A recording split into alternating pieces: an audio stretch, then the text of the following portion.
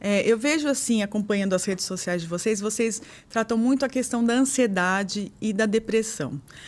Como a gente consegue, e é uma demanda que a gente vê das amigas, né, aqui falando para o público feminino, como a gente consegue sair do combo remédios antidepressivos, anti-ansiolíticos, que se você parar de tomar, todos os sintomas voltam. Como que a gente consegue quebrar essa rotina de doença, de medicação, de sintomas? Eu acho que primeiro é pensar fora da caixa. Tá.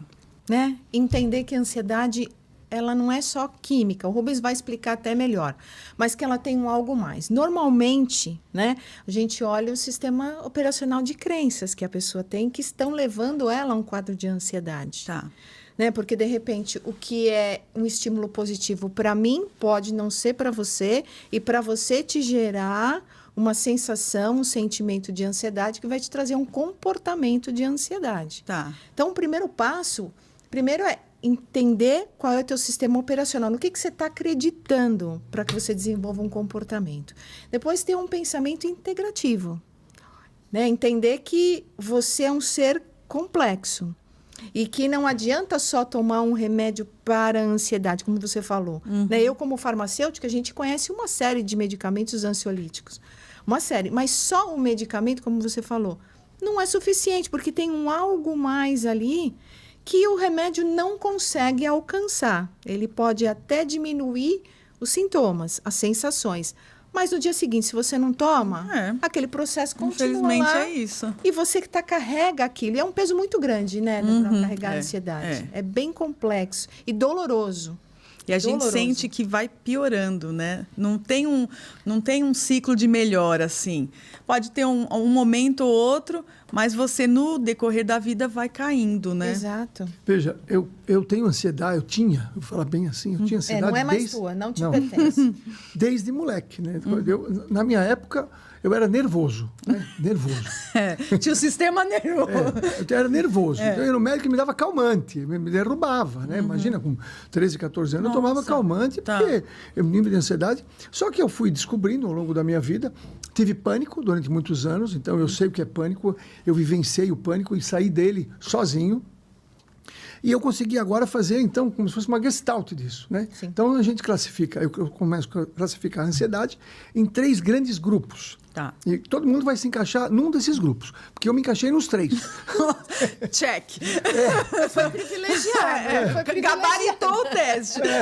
Foi privilegiou. Mas é interessante porque o que a gente vai passando faz parte do nosso propósito de vida aqui, né? Então, eu precisei passar pelos 3 tipos de ansiedade para hoje ajudar pessoas.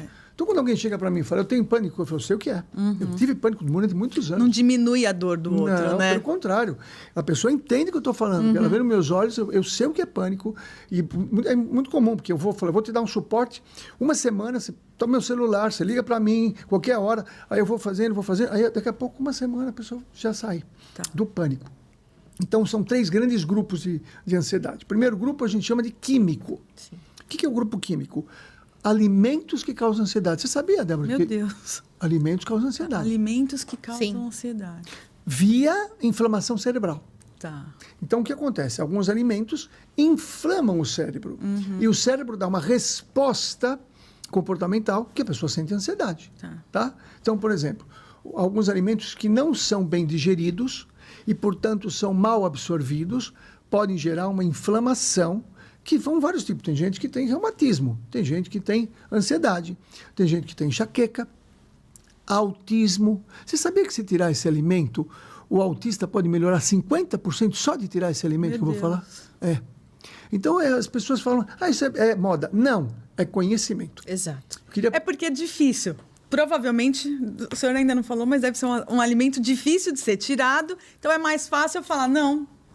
Eu já recuso, falo, não tem nada a ver, viagem. Né? E é interessante porque esses 2 alimentos que eu vou falar, são os principais, eles causam dependência química, porque eles viram morfina no corpo. Você sabia que o alimento vira morfina no corpo? Não. Ópio. Então, a criança, às vezes, que é sensível a mais esse alimento, sai de casa depois de comer isso, vai ter uma sensação de que está viajando mesmo, que está com ópio. Aí não consegue prestar atenção. Né? E muita gente também tem ansiedade porque comeu e não faz a ponte. Quais são os principais alimentos? Todo mundo já sabe, né? Leite de vaca e glúten. Então, vamos lá. Olha, o leite me surpreende. Leite eu achei que não fizesse bem, mas achei que era o açúcar que ia entrar aí nessa jogada. Ele também vai entrar, É que o leite e o glúten viram ópio, viram morfina. O açúcar vira cocaína. Né? Então, é outro caminho. Então, quando você tem uma... Vamos lá, então vamos começar a entender. Para o alimento entrar no nosso corpo, ele tem que passar pelo intestino. Então, o intestino é uma peneira. Sabe uma peneira? Pensa numa peneira em casa. Você que tem uma peneira em casa, mas imagina uma peneira circular. O intestino é um tubo. O alimento vai entrando e esta peneira, como qualquer peneira, tem os furinhos lá, né? O diâmetro do intestino, quando está saudável, é até 3 milímetros. Né? 3 micros. Então, 1 micron é 1 milímetro dividido por 100. Então, tem que ser super quebrado. Isso chama peptídeo. Você pega um polipeptídeo, um pedaço de carne, alguma coisa, quebra. É uma parede que vira tijolinho. Tem que entrar tijolinho. Nosso corpo só aceita tijolinho para construir os nossos tijolos, nossas paredes. Se entrar uma parede inteira, não consegue. Não passa. Então, quando você come o glúten, hoje em dia, porque antigamente não tinha esse problema, mudou-se a genética do trigo. Vamos deixar claro aqui. Porque eu também, quando eu comecei a estudar isso, eu falei, peraí, o trigo é milenar, como é que é? Aí eu fui ler e entendi. Houve uma mudança genética. Hoje tem muito mais proteína, que o glúten é proteína, do que tinha na época do Cristo, por exemplo. Eu até brinco, né? Que hoje, se o Cristo viesse, ele ia fazer a Santa Ceia com tapioca. Não, mas tem que ser uma tapioca funcional. Peraí, calma. Ele ia cortar o glúten. Calma. Então, se a pessoa tem ansiedade, eu falo, vamos primeiro ver a ansiedade química, que são alimentos. E, claro, tem que tratar o intestino. Então, trata o intestino. O leite não é o problema da lactose, é a caseína. É a proteína do leite. Proteína do leite, que vai causar inflamação. Então, vamos linkar a primeira coisa. Ansiedade química é inflamação cerebral. E a inflamação cerebral você não detecta. É isso que eu ia perguntar. Como que a gente sabe? Não sabe. É só tirando. É sintomas, é comportamento. Você vai sentir no corpo a agitação. É um quadro clínico. Tem uns avaliadores de inflamação no corpo, mas não específico da inflamação cerebral. Mas é muito interessante. Por exemplo, a pessoa come a pizza na sexta-feira, 4 queijos, toma cerveja, no domingo ela acorda ansiosa. Não aconteceu nada no sábado, mas isso está chegando no cérebro 2, 3 dias depois. Por isso que não faz a ponte. Então, eu tive ansiedade química. Eu era asmático de pequeno, tive rinite a vida inteira e era super ansioso. Quando eu descobri isso, eu falei, bom, então tá explicado. Porque às vezes você não tem um motivo, né? A pessoa fala, eu estou ansioso, mas por quê? Não aconteceu nada, né? Não aconteceu mesmo. Você comeu coisa que não te fez bem. É muito complicado que eu estou falando isso aí? Não, tá perfeito. Não. E por que... outra coisa. Mas Rubens, eu sempre comi isso aí, nunca me deu nada. Porque você tinha o intestino como uma peneira, tava bom. Aí aconteceu alguma coisa na tua vida, tomou antibiótico, tomou anti-inflamatório, teve um estresse muito grande, que essa permeabilidade, chama permeabilidade, foi alterada. Então, era 3 micros, foi para 30, 300. Então, essa alteração acontece... Mas antes eu tomava leite, comia pão, não sentia nada. Aí eu vou pesquisando. O que aconteceu? Tomando antibiótico, teve um estresse muito grande. Aí você alterou o que chama permeabilidade intestinal. Então, se você quiser explicar e entender melhor, joga no Google síndrome da permeabilidade intestinal ou do vazamento intestinal. Aí você vai entender por quê. Eu vou acrescentar. Vamos lá. A gente coloca também a informação da intolerância alimentar, que é uma das causas primordiais, porque é aquela história. Você não sabe que aquilo te causa mal, mas aquilo está te causando mal, porque é diferente da alergia. Tem pessoas que, de fato, não podem chegar nem perto do glúten. São celíacos. Então, esse cara não pode, ele já sabe, mas aquele que não é celíaco, o que vai acontecer com ele? Vai ter a intolerância, vai fazer essa abertura da vilosidade, vai mexer na flora e automaticamente vai fazer todo o processo químico, né? Porque entra essa molécula grande e o corpo não sabe o que ele vai fazer. Ele aciona os marcadores inflamatórios para tentar colocar para fora. Não consegue. E essa molécula não dá conta também, porque você pôs o de hoje, amanhã você está comendo de novo. Coitado do organismo, ele não vence essa luta, né? Você fica num circuito fechado, um labirinto. E aí começa a ter os distúrbios no corpo físico e começa a configurar uma ansiedade, que a gente chamaria? Química, mas comportamental, né? Porque é uma reação. A pessoa começa a sentir aquilo e não tem uma causa aparente. Então, primeiro caso, reação inflamatória cerebral. A primeira causa de ansiedade. Muita gente aí já começa a melhorar muito. Quando faz a remoção. E você falou uma coisa interessante. Luta. Porque é assim mesmo. Nós temos sistema imunológico. Olha que interessante, Débora. Então, vamos lá. Se eu, por exemplo, tenho um país que possa ser invadido, onde que vai invadir? Na fronteira. Sim. Qual que é a fronteira? Nós temos 2 fronteiras no corpo. A pele são 3 camadas de célula. O intestino é uma camada só. Tá. E aonde fica o exército? O que é o exército? O sistema imunológico. 70% do nosso exército do sistema imunológico fica onde? No intestino. É um QG maravilhoso lá. O corpo tem uma inteligência, claro, né? Quem fez sabe. Tá? Mas a gente, é muito interessante você entender essa inteligência do organismo e trabalhar com o organismo. Né? Então, está inflamando. Não adianta você querer, vou tomar um anti-inflamatório. Pior, porque você não está tratando a causa. Só está tratando o sintoma. Tá muito complicado? Não, tá bem didático. Né?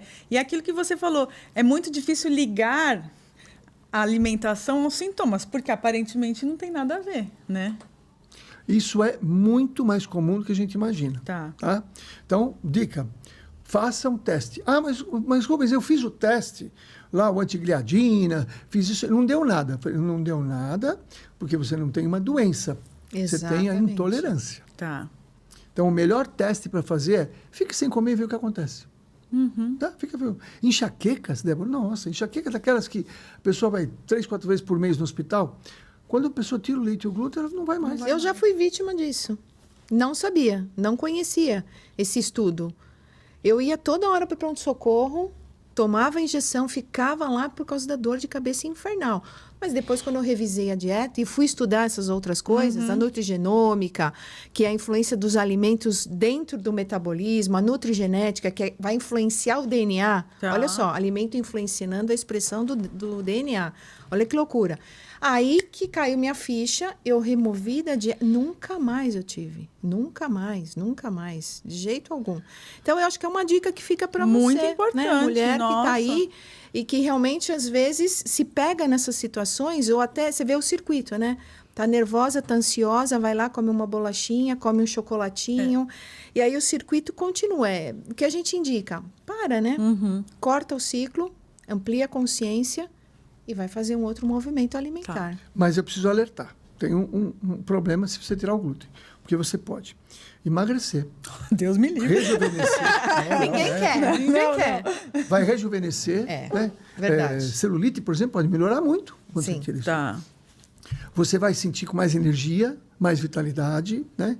Você vai ter menos infecções, porque o glúten, como vai inflamando, você está sempre inflamado. Então, chegou um vírusinho lá. Imagina você está um país em guerra com outro. Chega um outro país aqui e entra fácil. Lógico. Então, você está gastando toda a sua energia para tratar outra invasão que está acontecendo, né? O exército está deslocado, né? Eu tenho um caso que foi muito interessante. Esse foi surpreendente. O menino veio me procurar, 14, 15 anos, porque ele não crescia. Realmente era muito mais baixo do que a idade normal. Aí a gente conversando, menino inteligente e tal, não tinha doença nenhuma, só não crescia. Aí eu expliquei, falou, o dinheiro, a energia, é como se fosse um país. Né? Você quer construir estrada, isso tudo, você pode. Se tiver guerra, você gasta tudo na guerra. Então, se você estiver guerreando com leite e com glúten, talvez não sobre energia para você crescer. Vamos fazer um teste? Ele entendeu, a mãe entendeu? Voltaram um mês depois com um sorriso daqui a aqui, porque em um mês cresceu 3 centímetros. Nossa, muita coisa. É muito. Para eles é muita coisa. Aí ele voltou 1 ano e pouco depois, só para me falar. Eu não reconheci. Ele era mais alto que o pai. Ele tinha, de 26 centímetros, ele tinha crescido. Ele tinha crescido mais que o pai. Então, falar, mas a genética do pai... Não, no caso dele, era... Talvez o pai tinha dificuldade para crescer. Também tinha, né? Exato. Entendeu? Então, é surpreendente. Então, as crianças, por exemplo, que vivem resfriadinha, que vivem com secreção... Primeira coisa, tem que observar a alimentação. Tá. É muito complicado o que estamos falando? Não, eu acho que talvez seja complicado fazer, né? Mas entender, não. Eu acho que é aquela questão do... O que eu estou ganhando? O ganho que eu vou ter com isso, com certeza é maior do que aquele prazer momentâneo de você comer um pedaço de bolo ou, sei lá, um pão. Né? E hoje já tem muitas alternativas. Tem muitas alternativas, né? Dá para você... Eu acho que o primordial de tudo isso é consciência. Né? Ter essa consciência, despertar essa consciência e falar, nossa, isto pode causar e está causando, então... Qual é o benefício disso? Nenhum. Eu vou migrar. O Rubens vê na parte clínica, na parte estética, quando o pessoal remove esses alimentos, a jovialidade que ela ganha, a pele, o cabelo, a pessoa rejuvenesce mesmo. Porque você tira o corpo de um processo de inflamação e você põe ele numa rota de rejuvenescimento, de regeneração. Ele encontra tempo, vamos dizer assim, para tratar outras coisas que seriam supérfluas, né? Porque, por exemplo, o cabelo não é fundamental para você estar vivo, a pele não é fundamental. Não. Né? O corpo dispensa. O corpo dispensa. Isso aí vai levando do jeito que der, que eu vou tratar outras coisas prioritárias, né? E aí o pessoal entra nessa rota, vai fazer tratamentos caros, muitas vezes, de estética, e não vai dar o resultado que precisa. Porque o corpo está extremamente inflamado, oriundo de um processo inflamatório, e junto com o processo de ansiedade. Quer dizer, olha a confusão que a pessoa se encontra e na qual ela fica mergulhada, né? Ela não consegue levantar daquilo. Então, atenção aí, fica essa dica pessoal. Maravilhosa, né? Para nossa audiência aí, né? Porque a gente, mulher, quer estar sempre bonita, Meu Deus, lógico. charmosa, cabelo bonito, pele bonita. Disposta. Sem dúvida, sem dúvida. É uma dica boa aí. Então, qual é o dinheiro do corpo? Eu costumo dizer, a energia, entendeu? Então, como eu gosto de fazer uma analogia da parte, digamos assim, administrativa, financeira com o corpo, entendeu? Então, todas as doenças é porque você está administrativamente com a energia baixa. Se você conseguir subir a tua energia, você pode curar tudo, do físico até o espiritual, a gente vai chegar lá. Mas o importante é isso. O corpo tem uma energia, um dinheiro, a energia é isso aí. Então, por exemplo, para fazer um gancho, o que é sobrepeso e obesidade? É um corpo inadimplente, onde ele gasta mais do que ganha. E todo mundo gasta mais do que ganha. Gasta mais do que ganha? Gasta energia? Energia. Então me conta isso. Então, é assim. Vamos lá. Qual é a sobrevivência do corpo, do ser humano? A sobrevivência está pautada na gordura. O pessoal não entende isso aí. Todo ser humano, se faltar comida, o que ele vai fazer primeiro? Ele vai guardar a gordura e queimar músculo primeiro. Então eu digo... eu achei que o músculo era depois da gordura que queimava. Esse é o problema. Então todo mundo fala, tô deixando de comer. Eu olho e falo, pelo amor de Deus, não faça isso, porque nós temos a bioimpedância. A pessoa vem e fala, mas escuta, por que você está comendo menos? Doutor, estou fazendo regime. Mas eu não falei para fazer regime, não pode. Se você come menos do que você precisa, porque o corpo tem um mínimo. Se você comer menos do que você precisa, o corpo vai entender que está passando por uma estiagem. Não tem alimento. Aí ele aciona modo sobrevivência. O que é modo sobrevivência? Queima músculo, reserva gordura. Tem uma cena que você pode procurar na internet, é horrível, mas para exemplificar. Na Segunda Guerra Mundial, quando acabou, que os russos chegaram nos campos de concentração, alguns ainda estavam vivos lá. As fotos, se você olhar, não tem uma fibra muscular, é pele e osso. Mas tem uma barriguinha. Os vivos têm uma barriguinha. Como é que tem a barriguinha? Porque quem mantém vivo o ser humano é a gordura. Eu achei que a gordura ia... Todo mundo achou isso. Fui enganada. Então, assim, invariavelmente, eu peço para as pessoas que estão sobrepeso comer mais. Mas comer certo. Porque eu falo, alimentos que dão lucro e alimentos que dão prejuízo. Então, tem toda uma maneira de encarar. Quando a pessoa entende isso aí, ela para de fazer dieta, e regime e faz dieta. Então, dieta você pode até comer mais, mas tem que comer certo. Aquilo que não vai te inflamar, aquilo que vai ser bem absorvido.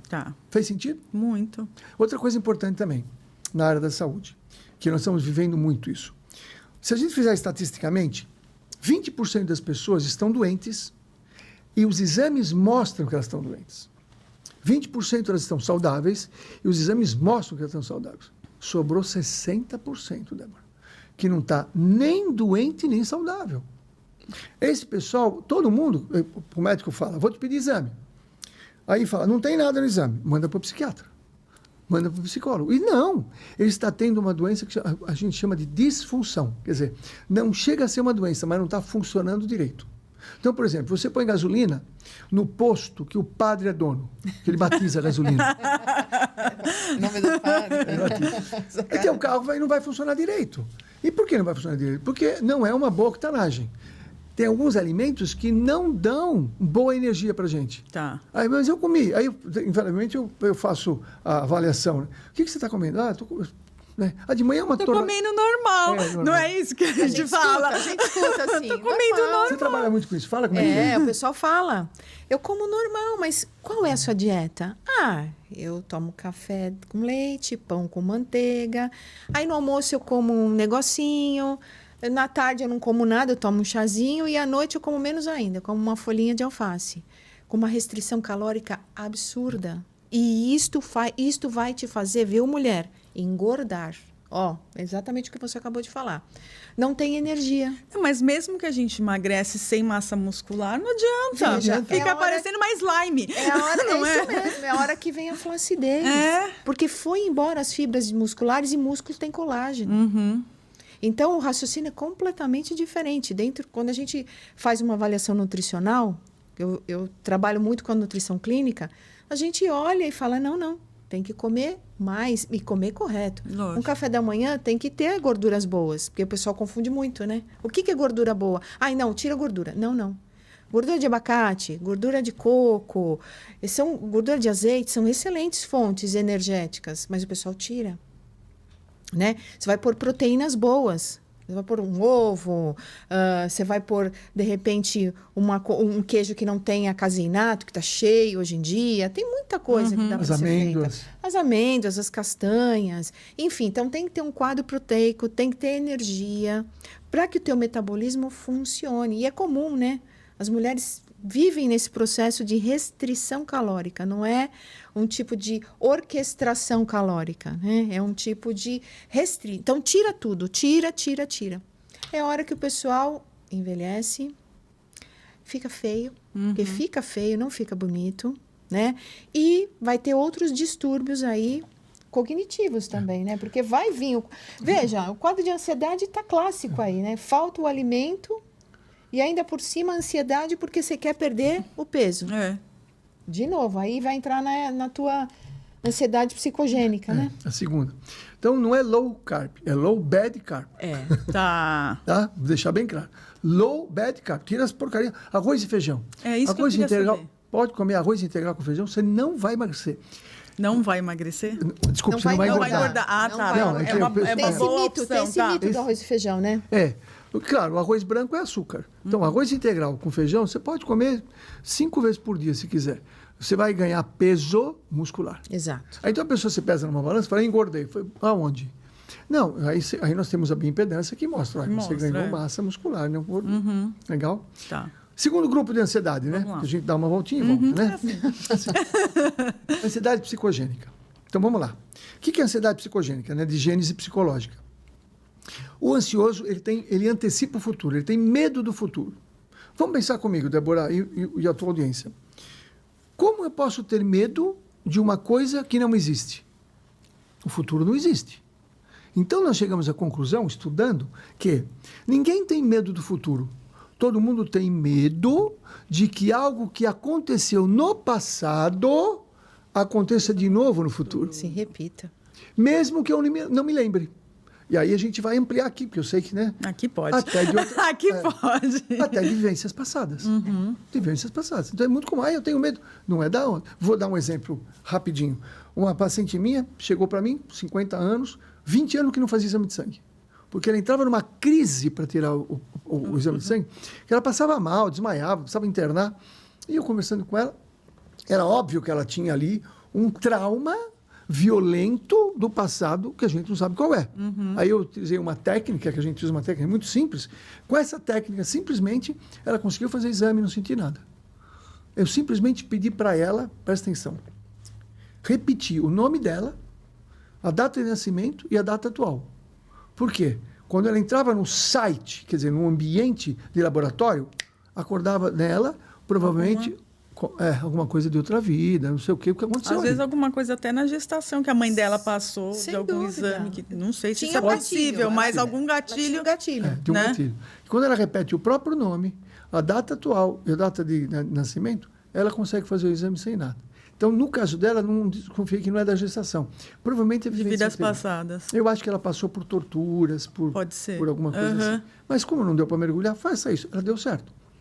Então, a ansiedade psicológica é um medo de que algo que aconteceu no passado aconteça novamente no futuro. Eu posso lembrar ou não. Tá. Mas é principal. Porque se o futuro não existe, como é que eu vou... Não, e a gente lê muito aquelas coisas que 90% dos nossos medos do futuro nunca vão acontecer. Então, a gente ainda perde uma baita energia com coisas que não vão acontecer, né? Então, isso é muito interessante. Legal essa tua colocação. Porque se a gente olhar a nossa vida, a gente resolveu 100% dos problemas. Estamos aqui vivos, graças a Deus. 100% foi resolvido. Né? Por que o próximo não vamos resolver? Não tem lógica. Estatisticamente, nós vamos resolver também. Mas eu acho que...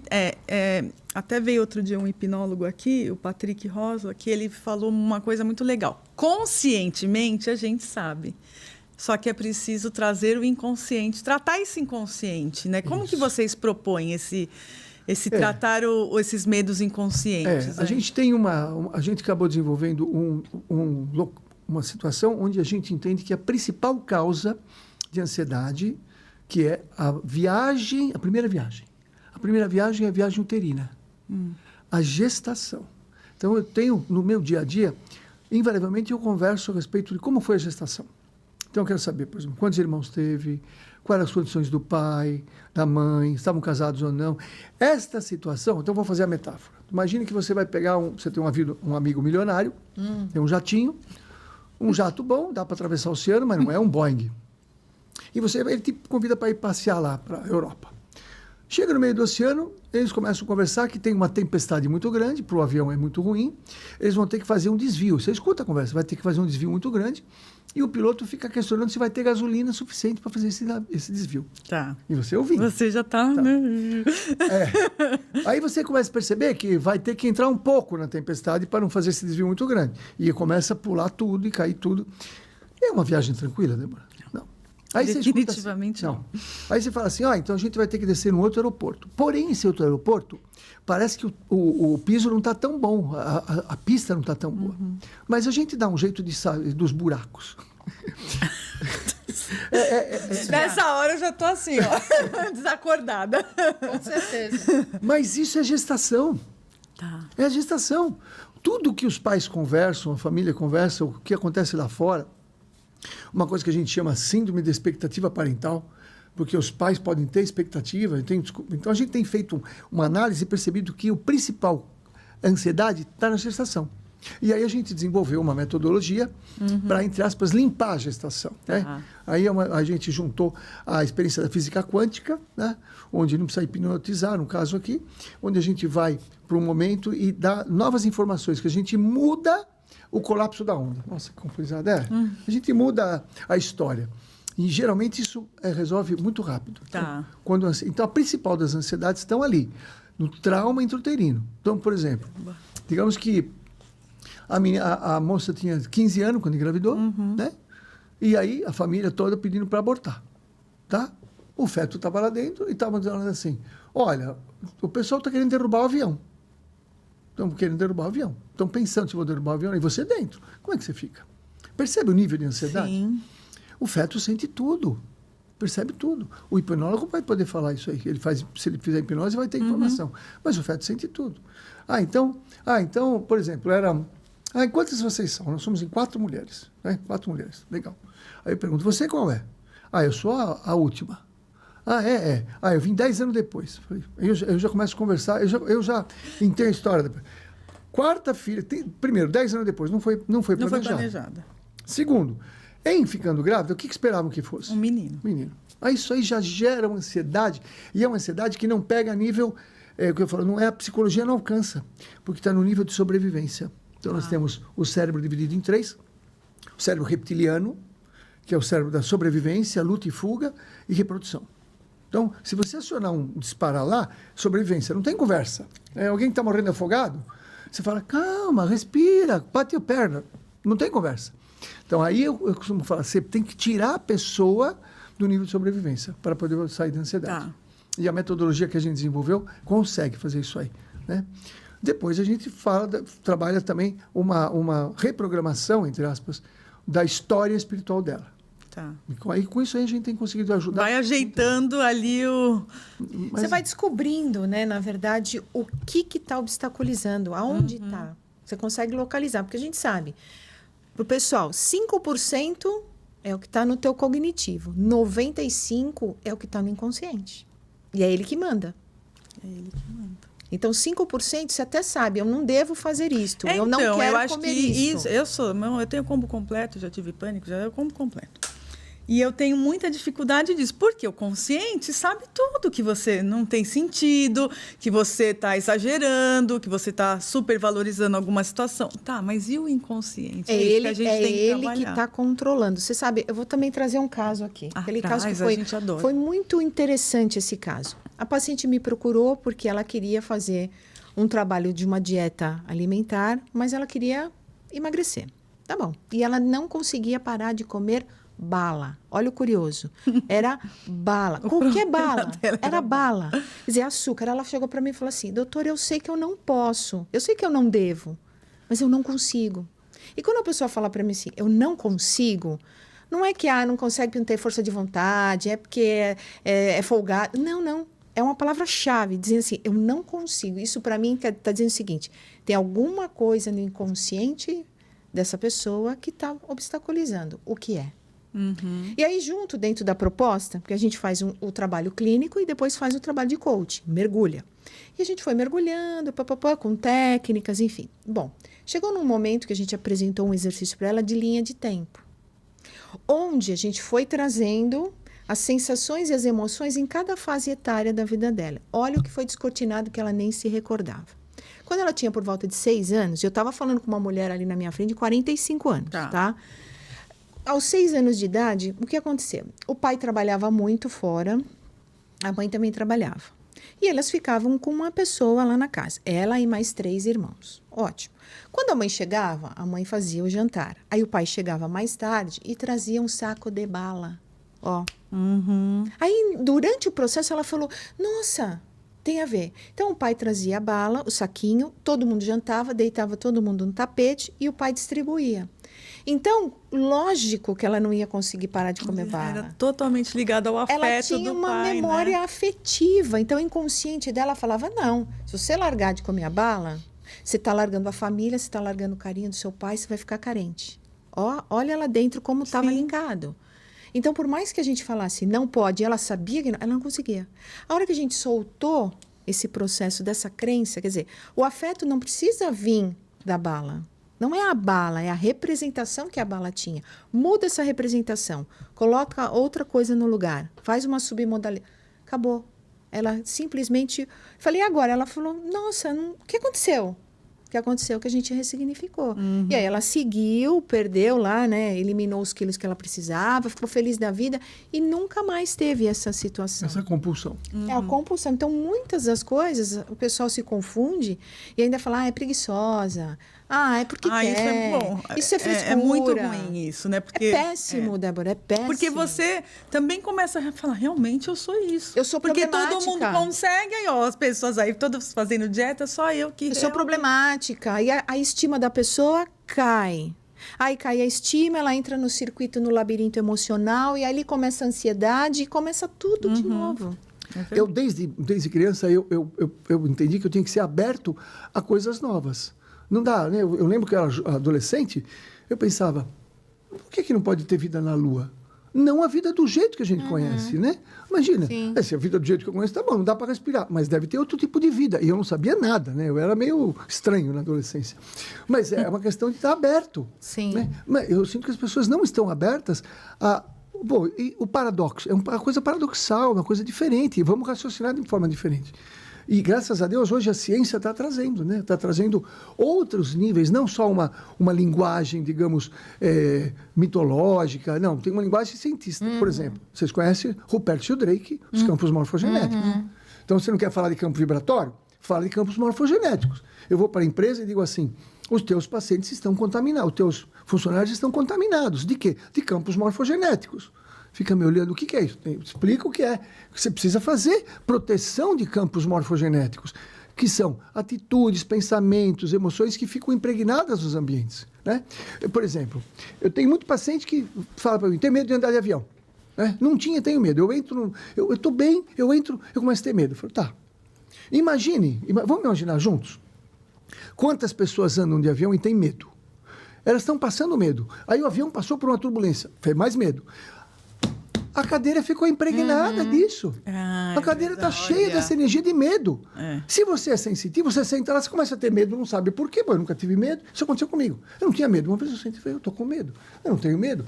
Eu comecei a pensar, eu absorvi o medo de alguém que deixou na cadeira. Nossa, fantástico. E quantas situações não são, né? Às vezes você vai num lugar... Você vai numa sala de espera, você sentou numa cadeira que alguém estava lá. No metrô, alguém estava lá sentado. E no hospital? No hospital. Quantas pessoas eu atendo que foram contaminadas, porque é um vibratório, no hospital.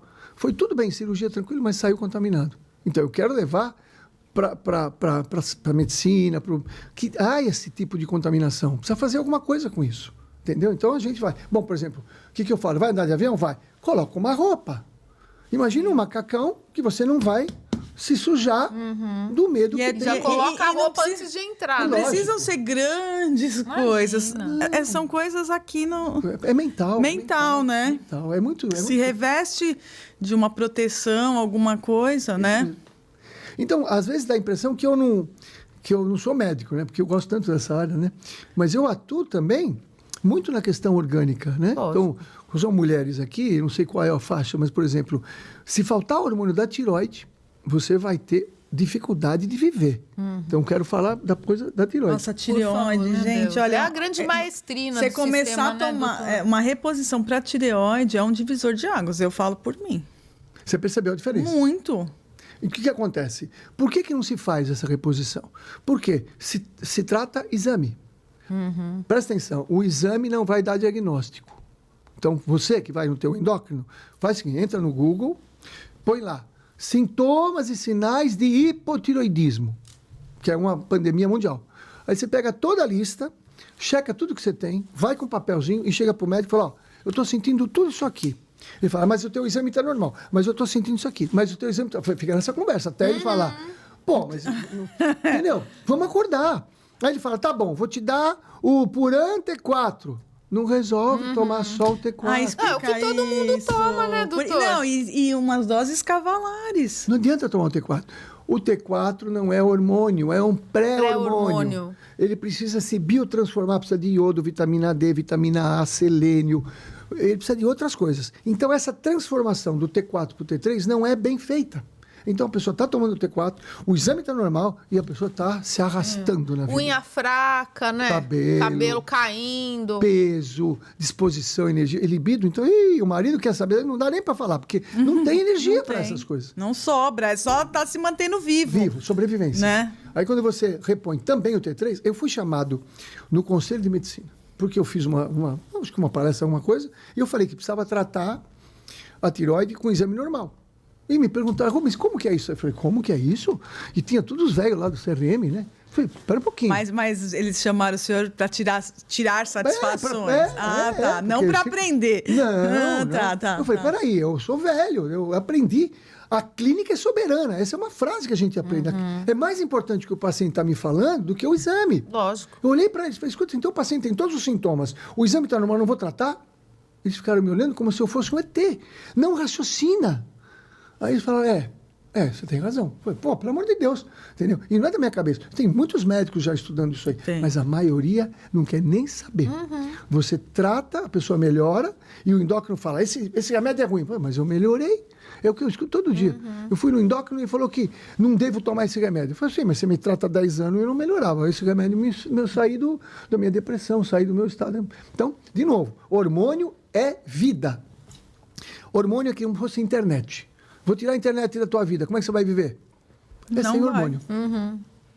E hoje, outro dia, eu até comentei com o senhor na consulta que eu vi um médico falando assim, que aquela faixa de normal do exame é baseada em pessoas doentes. Exatamente. Então, como que é o normal? Porque aquilo é uma média da maioria, não é isso, doutor? Não, e quem tá bem não faz exame, né? Você pensar, você tá muito bem, obrigado, você nem chega a fazer, né? Por isso que a gente tem outra tabela. Da onde foi feita essa tabela? Pegaram, então, o auge da vida humana. É de 25 a 30 anos. Jovens, que não tinham nenhum problema de saúde, normais, fizeram os exames deles. E a gente tem essa tabela. Essa é a nossa referência. Ah, tem uma tabela saudável. É uma tabela de otimização. Tá. De 25 a 30 anos. Então, a nossa ideia é sempre levar a pessoa para esse padrão. Entendeu? Quanto é de hormônio de tal. Por exemplo, a vitamina B12. O normal fala acima de 300, está normal. Mas não dá. O idoso com 300 está mal. Está com Alzheimer, né? Qual que é o normal? 1000? Ah, mas é muito. Depende. A pessoa jovem que está bem, ela está com 800, 900 mil. Então, aí a gente leva a pessoa. E, às vezes, só isso dá uma mudada na característica da pessoa fantástica. Então, a gente usa tabelas de otimização. Não é que a gente trata coisa que não precisa. Isso é a medicina convencional que fala. A medicina convencional quer as pessoas doentes. Sim. Porque o lucro vem da doença. O lucro não vem da saúde. Quer dizer, eu não tomo nenhum remédio. Eu tenho 67 anos, vou fazer 68 mês que vem. Eu não tomo nenhum remédio para pressão, para nada. Só suplementos. A indústria farmacêutica me odeia. Sim. Você é o paciente que eles não querem, né, doutor? Não querem. Lógico. Né? Aí o paciente vem para mim, muitas vezes, com aquele monte de remédio. Aquela lista de 2 folhas, né? Isso, mal, né? E mal. Aí você começa, suplementa aqui e tal. Por exemplo, pressão alta, né? Pressão, hipertensão arterial. Você fala, qual é a causa? Ah, não tem causa. Ele fala, é da essência, quer dizer, como pessoa, da essência. Hipertensão essencial, né? Aí tudo bem, né? Bonito, né? Lindo. Tem que tomar remédio para controlar. Mas pera um pouquinho. Se eu te disser que a grande maioria das hipertensões falta magnésio. Então eu vou falar uma coisa chocante agora. Posso falar? Ai, meu Por Deus. favor. É Ai, meu Deus. polêmica. Existem pacientes que melhoram a pressão tomando sal com água. Com certeza. A gente acredita muito Eu sou nisso. entusiasta da água com sal. Mas não é o sal branco, pelo amor de Deus. É o sal marinho, né? O sal... Sal integral, Eu gosto muito né? do sal de Mossoró. É Fazer o que eu tenho. Você usa, Então tem paciente que fala, vai usando magnésio, põe só. Daqui a pouco ele começa a passar mal. Doutor, estou passando mal. Estou tendo sensação de desmaio. Eu falo, a pressão está baixando. Começa a tirar os remédios da pressão. Vai para o seu cardiologista para A mamãe aconteceu isso. Minha mãe, eu falei, mãe, começa a tomar. Ela toma bem pouquinho.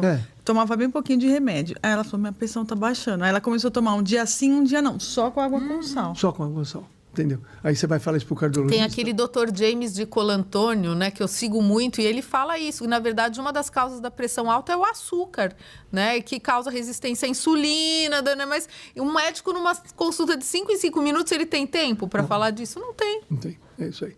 Então, são escolhas, né? São escolhas. Mas é verdade. Bom, hoje com a inteligência artificial, a gente vai revolucionar muita coisa. Ai, meu Deus, eu sou uma entusiasta. Eu também. Eu sinto que assim, não vai substituir, mas vai ser a diferença assim, né? Por exemplo, um advogado e um advogado com inteligência artificial.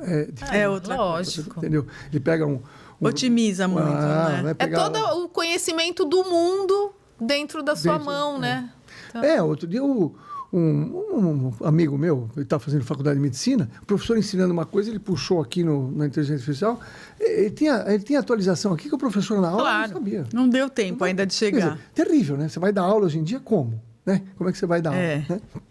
É verdade. Ô, doutor, e aí a gente, só para finalizar o assunto do Alzheimer, então se a gente fizer, por exemplo, essas suplementações... Ajudam muito. Já Por vai exemplo, ajudar pessoas muito. que já estão num estágio mais, né, Avançado. com mais avançado, é possível, pelo menos a pessoa dar uma estabilizada? melhorada. Qual é a perspectiva com esse suplemento? Então vamos falar de 3 níveis de Alzheimer também, né? Sim. Tem o físico, que tem a ver hormônios, suplementos, dieta, uma série de coisas que podem ajudar. Emocional é importante. O que é emocional? Você tem um problema que você não consegue resolver. Não consegue resolver. E você não encara. Inconscientemente, né? Ou às vezes consciente. Ou consciente, Uma tá. coisa que, eu não quero resolver isso. Porque teu marido te perturba muito, mas eu não quero. Deixa pra lá. Daqui a pouco você sai fora. Você não aguenta ver aquilo. Abstrai. Você sai fora. Então, você está fora, você está fora. Você não precisa mais lidar com aquilo. Como é que você vai fazer? Entendeu? Esses casos são muitos, né? E também vibratoriamente, né? Então, o espírito também, muitas vezes, sofre interferências que também não aguenta, não quer mais viver, sabe? Não aguenta mais estar aí nessa encarnação. Na realidade, nessa Então, cai realidade que é... Por isso que a gente não pode ficar postergando o problema, procrastinando o problema. Você está com uma dificuldade? Vai buscar. Ah, eu não sei como. Vai buscar ajuda. Por exemplo, eu desenvolvi o que eu chamo de códigos para resolver problemas. Quero que o senhor fale sobre isso, imprescindível. Código para resolver problema. Então, eu fiquei muitos anos estudando e tal, aí eu resolvi. São 8 códigos. Aí eu peguei esses códigos e falei, apliquei e falei, será que a doutrina espírita me explica? Explica. E a neurociência tem a ver? Tem a ver. E a Bíblia tem a ver? Tem a ver. E a filosofia? Então, eu peguei 8 códigos que eu fundamentei em 4 níveis. Na doutrina espírita, na neurociência, na Bíblia e na filosofia. Ou seja, contempla todo mundo. A pessoa que não tem religião, que não quer mexer com isso. E aí, qual é a ideia? A ideia é você poder, com esses códigos, olhar para os seus problemas e falar, como é que eu vou aplicar esses códigos no problema que eu estou vivendo? Então, por exemplo, eu trouxe até... por favor. Primeiro, a natureza só traz problemas que podemos resolver. Então, é um código. O problema que você tem é porque você tem capacidade de resolver. Se não vem para você o problema que você não tem capacidade. Insolúvel. Não tem. Tá. A gente pode não conhecer essa nossa capacidade. Aí concordo. Aí vale a pena mergulhar. Mas só vem problema para a gente que a gente tem capacidade. De onde eu tirei isso aí? Pedagogia. Eu tenho uma filha de 11 anos, está lá no 5º ano. A matéria dela é de criança de 5 anos, de 11 anos, de 5º ano. Ninguém está dando lá uma pós-graduação para ela. Não é, não. Então, a pedagogia nossa entende, embora tem crianças que são mais, mas não importa. No geral, a matéria está para aquela questão. Se nós entendermos que existe uma pedagogia divina, a pedagogia divina também vai fazer a mesma coisa. Não vai ser pior do que a pedagogia humana, né? Então, eles olham pra gente e falam, qual é o ano que tá o Cascapeira? Ih, ele tá no pré-primário. Tudo bem, então dá problema de pré-primário pra ele, tudo bem. Entendeu? Não vai me dar um problema que eu não tenho capacidade de resolver. No do Einstein, vai, é igual a MC ao quadrado.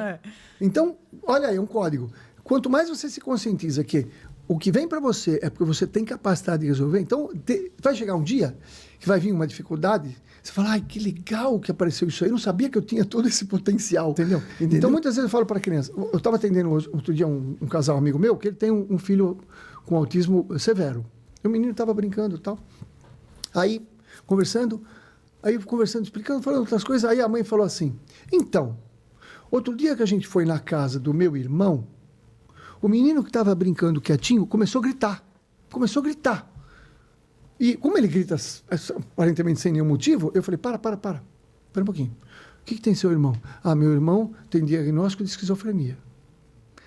Ela falou, meu irmão fez um link com o irmão, o menino captou a energia e começou a gritar. O que é esquizofrenia? Tem componente espiritual. Então eu falei, para, olha aí. Por que ele gritou agora? Ele estava brincando no chão quietinho, porque fez a sintonia. E percebe? E se você não tiver um olhar, isso passa desapercebido. Passa batido, né? Então, o autista tem. Se você tira glúten e leite, melhora 50%. Eu ia perguntar disso. 50% melhora glúten e leite. Trata o intestino, melhora mais 10%. Vê as questões da vida intrauterina, melhora mais 10%. Trata a parte espiritual. Talvez você complete o ciclo. Né? Tem muita coisa para ser tratada. Então, é um ser, a alma, que às vezes resiste a estar aqui. Então, precisa ter toda uma conversa. Uma vez, quem que foi que falou isso para a mamãe? Não sei se foi o Chico, que a criança autista você tem que ficar chamando ela, porque ela não quer estar aqui. Pronto, é isso aí. Ela não quer estar aqui. Ela fala, não, eu aqui no planeta Terra. Porque é autista doido, não quero isso aqui, não. Não, é autista de um grau de suporte maior, né? Porque hoje a gente tem um diagnóstico do que seria antigamente uma criança agitada. Hoje você já tem eu era nervoso. Não é isso, eu era nervoso. Estava calmante. Se eu for olhar hoje, eu tinha lá. Você já estava com Alzheimer faz tempo. Não, ou com espectro autista. Um TDAH, uma coisa assim, né? Com certeza. Mas imagina, eu era nervoso. Ela me dava comital para tomar anti-epilético. Cheguei a tomar anti-epilético. E não pode falar essas coisas. Vai no médico que tomou anti-epilético. Né? Mas eu já resolvi, tá? Isso aí. Já passou essa fase. Já. Né? Mas a alimentação é uma coisa muito séria, né? Com certeza. E é difícil convencer os pais, né? Porque você fala, o leite, mas tem cálcio, tem isso, tem aquilo. Como você vai tirar? Tem proteína.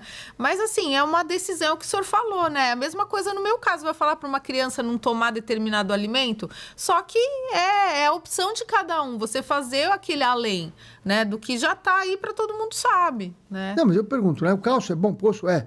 O elefante toma quanto de leite todo dia? Sim, sim. Né? Para ter aquele osso lá. Ele toma leite tá onde? Quer dizer, não é. O cálcio vem do mato. Sim, do mato. O leite não traz.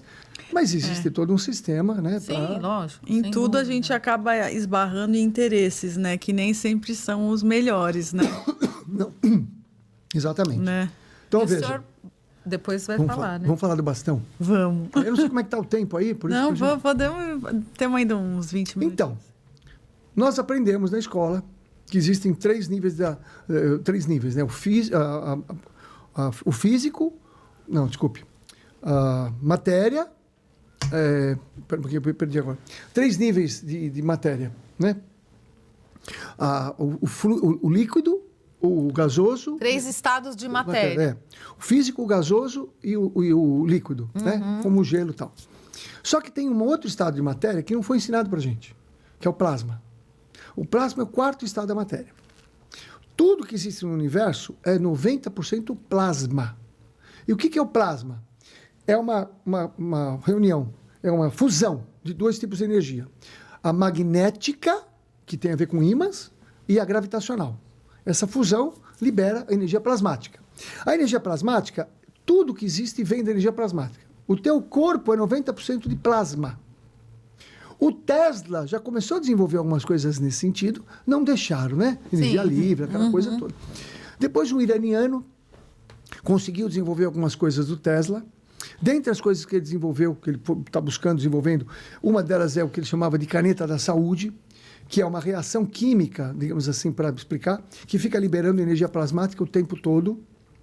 Como ele ficou com medo de acontecer a mesma coisa com o Tesla, né, que foi perseguido, etc., ele liberou na internet para todo mundo os conhecimentos dele. Então, no mundo todo, começaram a desenvolver as técnicas dele. Se você jogar tem gente que faz em casa, através de cobre e tal, chamado copo da vida. O copo da vida, o pessoal faz, energiza uma água lá, cura um monte de coisa. Tem gente, uma senhorinha de casa fazendo lá e tal. E algumas pessoas aprofundaram nessa tal de caneta da saúde. Aqui no Brasil, um amigo nosso agora, o Zeno, que é uma pessoa fantástica, não é da área de saúde, mas é um estudioso de várias coisas, começou a estudar essa questão, né, da energia livre, como é que faz, e foi desenvolvendo, aqui no Brasil, os que a gente chama de bastão de reposição plasmática. Isso, bom, o brasileiro precisa ser estudado pela NASA. É melhor do que do iraniano. O iraniano não funciona como o dele. Então, são bastões de energia. Acho que dá para vocês verem aí, né? Dá, sim. Tem vários tipos. O que tem aqui dentro? Aqui dentro tem um líquido que fica fazendo uma reação, liberando energia plasmática o tempo todo. O tempo todo. Então, aqui dentro... Então, claro, tem um cristal, né? Tem um líquido aqui. Isso gera. Quanto que gera de energia plasmática? Eterno. Infinita. Infinito. Isso aqui não tem pilha, não tem carregar. Não. Isso aqui é um repositor de energia livre plasmática. O nosso corpo é 90% de plasma. O nosso corpo é 10 vezes maior do que o físico. Então, se você tem uma questão emocional, uma questão mental, ou mesmo orgânica, ou mesmo vibratória, o teu plasma pode diminuir, que é a energia vital. Sim. Então, quando diminui, você tem dor, você tem doenças, você tem depressão, porque você tem menos energia plasmática. O que isso aqui ajuda?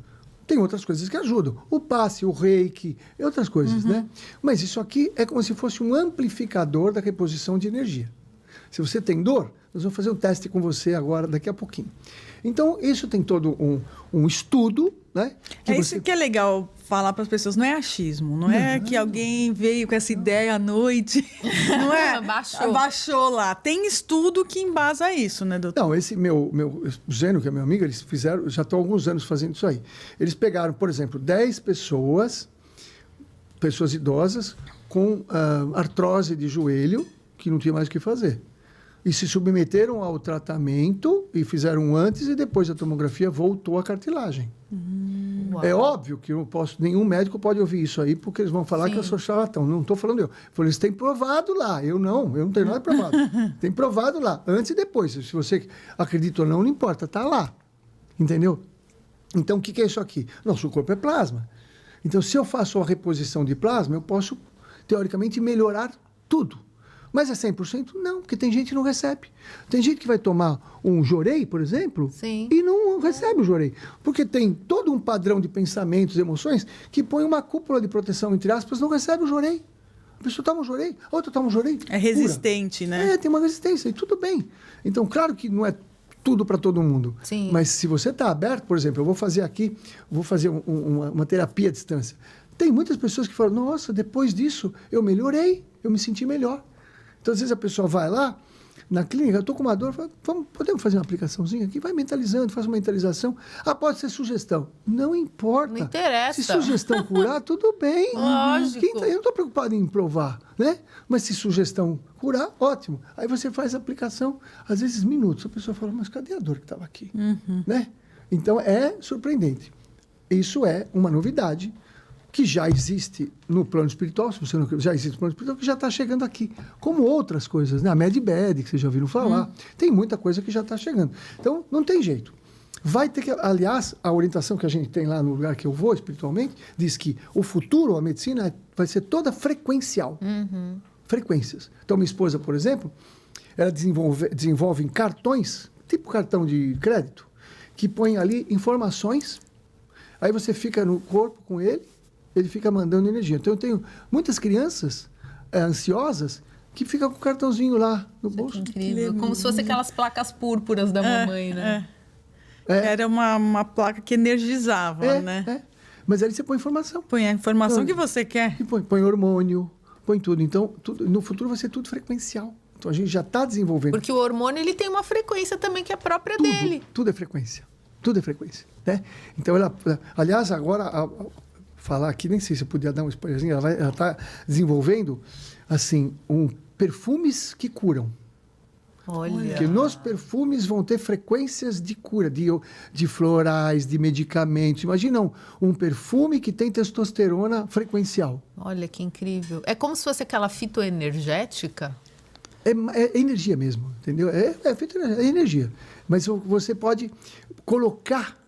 É um veículo, né? O perfume é o veículo. Onde você vai ter uma informação, entendeu? Como os cartões. incrível, né? Tem muita coisa. Então, o futuro a gente vai ter que se abrir para isso. Imagina, você vai chegar e falar que isso é possível. Acho que por isso, né, doutor, que a música ela é tão curativa, né? Porque a música ela é frequencial, né? Exatamente. Então, as pessoas, muitas vezes quando o pessoal vai na nossa casa espírita lá e tem o trabalho musical, todos eles acabam falando da música, né? Que aquilo muda a frequência da plateia, tal, é muito importante, né? Depende da música também, né? Depende da música, lógico. Lá as músicas são muito agradáveis, digamos Sim, assim, né? sim. Mas tem outros lugares que a música justamente leva as pessoas... Exatamente.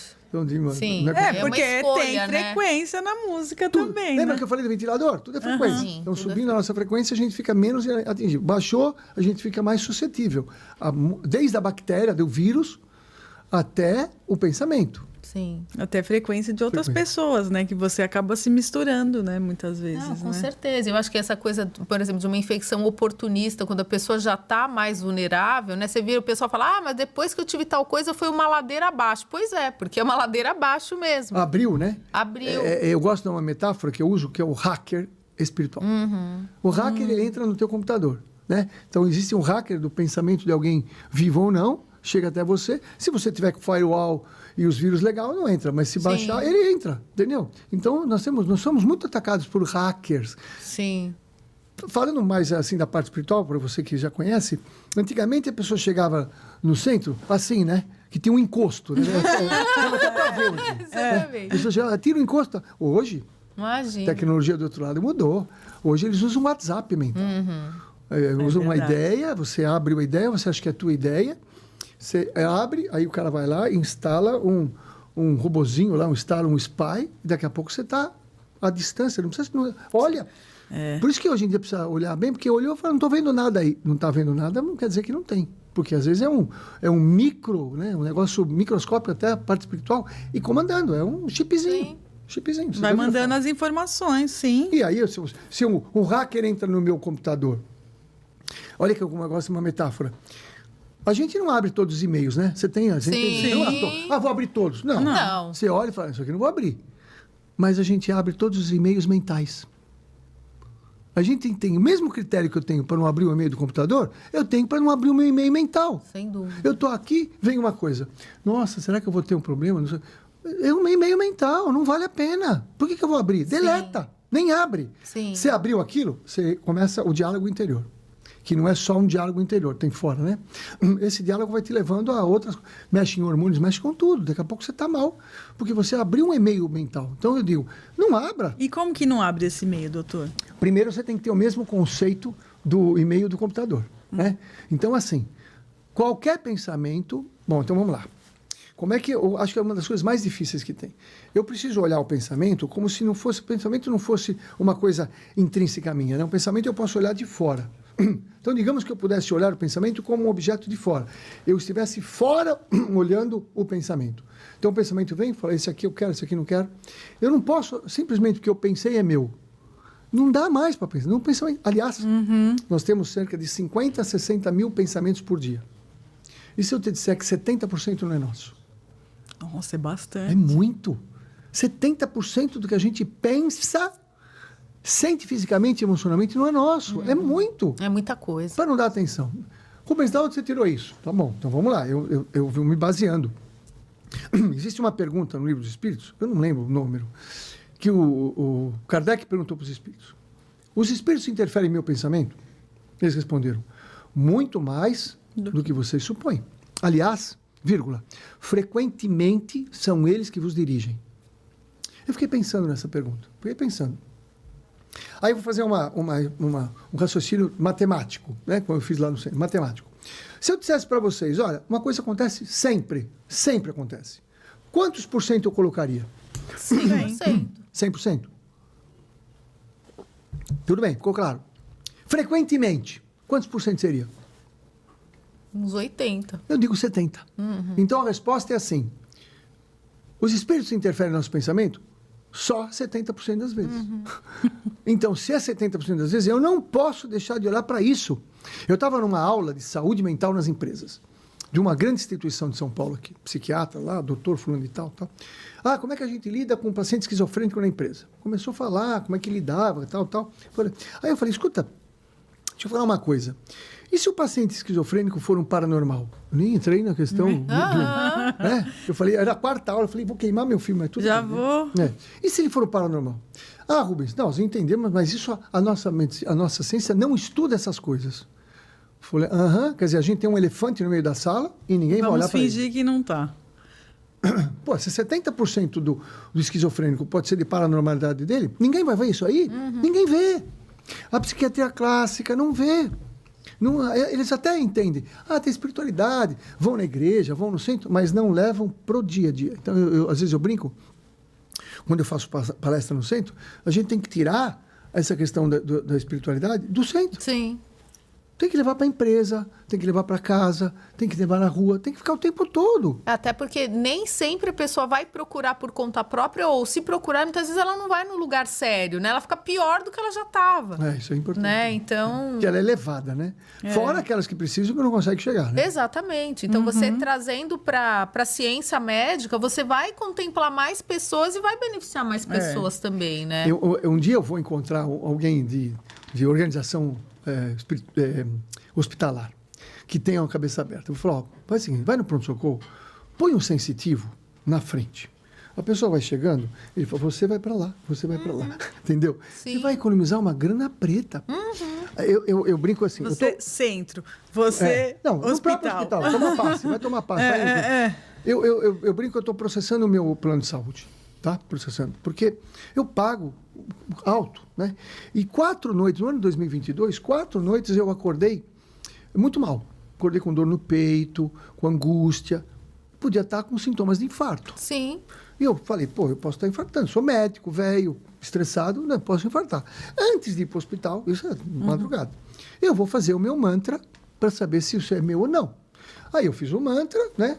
E daí 5 minutos, passou tudo, eu voltei para dormir. Se eu tivesse ido no hospital, o médico ia falar, Rubens, está doendo? Vamos fazer, não deu nada eletro, mas eu preciso fazer exame de sangue.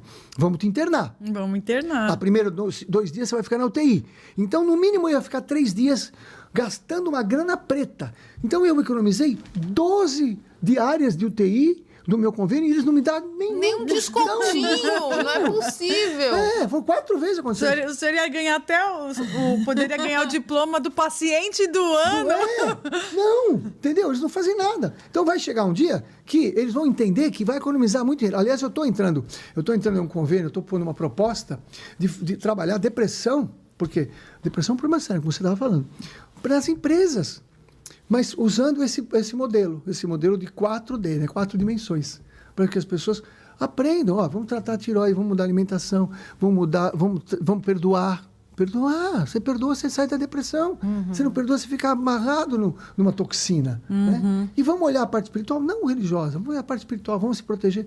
Eu tenho certeza que eu vou ajudar muita gente nas empresas, porque eu tenho muita gente deprimida. Né? Os ambientes, hoje em dia, corporativos, estão muito pesados. Não, o senhor falou esse lance da cadeira, eu não vou esquecer nunca mais, porque é verdade. Às vezes você vai trabalhar no lugar, sei lá, a pessoa... Eu escuto muito isso dos pacientes. Eu estou trabalhando na minha casa, eu estou rendendo. No dia que eu tenho que ir na empresa, meu Deus... Olha, assim, de 10 pacientes, 9 falam isso. Então você vai